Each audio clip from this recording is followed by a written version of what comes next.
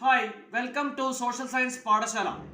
ഇപ്പോഴിതാ കേരളവും PM ശ്രീ പദ്ധതിയിൽ അംഗമായിരിക്കുകയാണ്. ഇതിനായുള്ള ധാരണാപത്രം ഡൽഹിയിൽ ഒപ്പുവച്ചു. LDFിലെ ഘടകകക്ഷിയായ CPIയുടെ കടുത്ത എതിർപ്പ് മറികടന്നാണ് ഈ ധാരണാപത്രം ഒപ്പുവച്ചിരിക്കുന്നത്.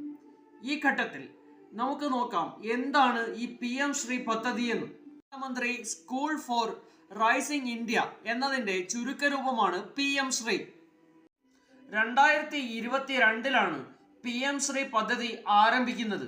രാജ്യത്തെ 14,500 സ്കൂളുകൾ മികവിന്റെ കേന്ദ്രങ്ങളായി വളർത്തി ന്യൂ എഡ്യൂക്കേഷൻ പോളിസിയുടെ ഉത്തമ ഉദാഹരണങ്ങളായി ഉയർത്തിക്കാട്ടുക എന്നതായിരുന്നു ലക്ഷ്യം. രാജ്യത്തെ ഓരോ ബ്ലോക്കിൽ നിന്നും 2 സ്കൂളുകൾ ഇതിനായി തിരഞ്ഞെടുക്കും. ഈ ക്യാമ്പസുകളെ ഗ്രീൻ ക്യാമ്പസുകളായി ഡെവലപ്പ് ചെയ്യും. സോളാർ എനർജി ഉൾപ്പെടെയുള്ള പാരമ്പര്യേതര ഊർജ സ്രോതസ്സുകളായിരിക്കും ഊർജ ആവശ്യങ്ങൾക്കായി ഉപയോഗിക്കുക. അധ്യാപകർക്ക് നിരന്തര പരിശീലനം നൽകി ടീച്ചിങ്ങിൽ ക്വാളിറ്റി ഉറപ്പുവരുത്തും.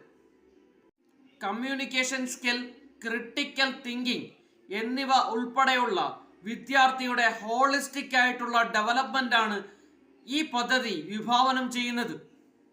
21ാം നൂറ്റാണ്ടിലെ സ്കിൽ സെറ്റുകൾ കുട്ടിയിൽ എത്തിക്കുക എന്നുള്ളതാണ് ലക്ഷ്യം. 60:40 എന്ന റേഷ്യോയിലാണ് കേന്ദ്രവും സംസ്ഥാന സർക്കാരും ഈ പദ്ധതിക്കായുള്ള ചെലവ് പങ്കിടുന്നത്. എന്നാൽ ഹിമാലയൻ സംസ്ഥാനങ്ങൾക്കും നോർത്ത് ഈസ്റ്റേൺ സ്റ്റേറ്റ്സിനും ഈ റേഷ്യോ 90:10 ആണ്.